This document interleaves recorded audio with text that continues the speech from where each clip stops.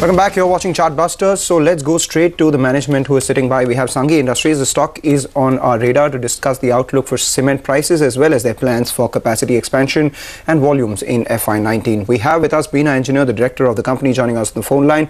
Thanks a lot, Ms. Engineer, for joining in. Now, there were a lot of reports over the weekend, even some part of last week, that suggested that cement prices in the western part of the country have come down by about 5 to sometimes even 10%. So if you could clarify to us what exactly has been the change in cement price over the recent times, as well as how does it compare by the end of Q4 FY18 to now? How do the prices compare?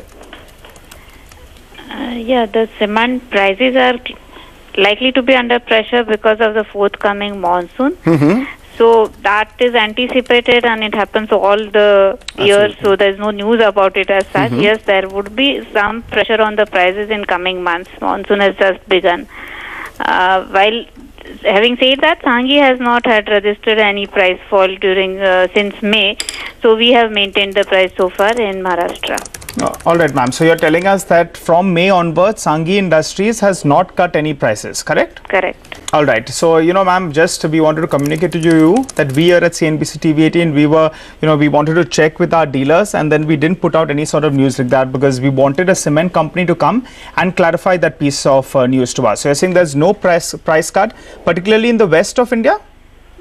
Particularly in Maharashtra and Mumbai. Maharashtra and other parts of the of the country. Do you have a sense of what is the pricing? Gujarat, so far there has not been any correction made by Sanghi. Okay. Rest of the India, I don't think I would be able to comment. Okay, all right. Ms. Engineer, if you could clarify to us, Mangalam just had put that question to you. If I'm comparing it with Q4 FY18, then how have the prices moved? April and May were comparable with Q4 average. Okay.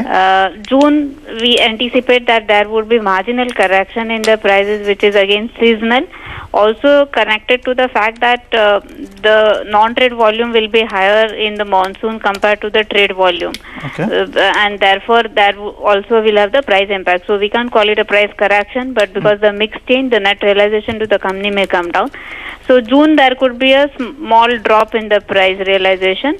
May and April were similar to that of Q4. Do you quantify the cut in June, ma'am? Could it be around 3%, 5%, 7%? Between 3 to 5%, I would say. All right, between 3 to 5% is the sort of cut that you expect in June, and April and May, like you said, have been comparable with Q4. So that is something we will keep an eye out on. So let's talk business. The last year you did about 2.9 million tons in terms of volumes. You had given us a guidance of 3.2 to 3.3 million tons in FY19. Do you stick by that guidance, or that can go higher? We do stick by the guidance. We do anticipate a range of about 3.2, 3.3 during FY19.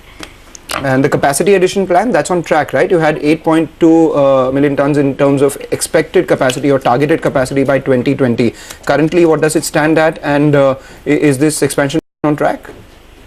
Yes, the current capacity continues to be 4.1 million, and there will be only one single stroke addition by FY20, which would take it to the double at 8.1 million ton. You are right that it would come by, say, March 20. We have completed about 70% of the order finalization for the project, and we have commenced even groundwork at the plant site. So we are very much on track so far as the project expansion is concerned. And even for the past capex which we have initiated, we have commissioned the West Heat recovery at the end of Q4. Okay. And we have also commissioned all the other projects which we had spoken about earlier. Right. So all the past capexes have been completed. Okay. Ms. Engineer, if you could, telling us March 2020 is when we'll see the capacity of Sanghi Industries double. So that's going to be a point that the street will be looking at very closely. What about your funding? You had done a QIP just a few months ago for around 400 crores approximately. You require more funding. Have you already raised loans? We have raised loans, and we have completed the QIP and equity funding. Some portion may come from the internal accrual. Okay. So we believe that all the funds are fully tied up for the project. Fully tied up. So what is the debt in your books currently?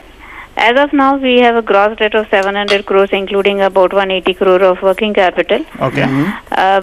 We have not begun the drawdown because, as I said, the order finalizations is in the process, and our drawdown may begin in July. And you're borrowing it at what, ma'am? I remember last time you told us about refinancing some of your debt from 15-16%. It came down to around 11.5% odd. So currently, what is your borrowing rate?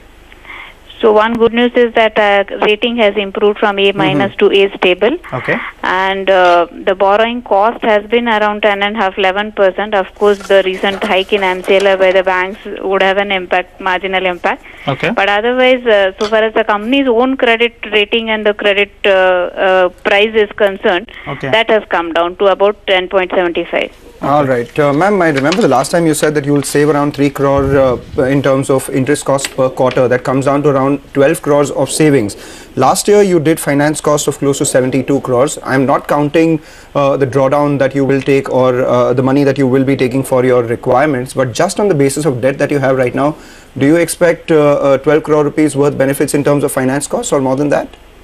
Yes, there will be a drop of about 5% in our interest cost in terms of the pricing. So as you pointed out, from 15.5 we are down to 10.5. Okay. So that will clearly have a saving of about 12 crore or so. Very quickly, ma'am, EBITDA per ton, what was it in the last year? What is it likely to be in this year?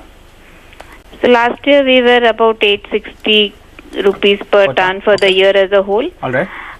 We should do better than that this year. Around 900 rupees is the target? Yes, you can say so. Of course, everything depends on the price and fuel price also. Okay. But yes, we should do better than that. All the best, Ms. Engineer. Thanks so much for stopping by, giving us all those details. So no price cuts, at least as of now. Pricing was stable in April as well as May. Seasonal factors, so expect a cut of around 3 to around 5% going ahead. But volume guidance of around 3.2, 3.3 million tons is something that the management is talking about. Slip into a short break. Come back. We'll continue our focus on the markets as well as on individual stocks.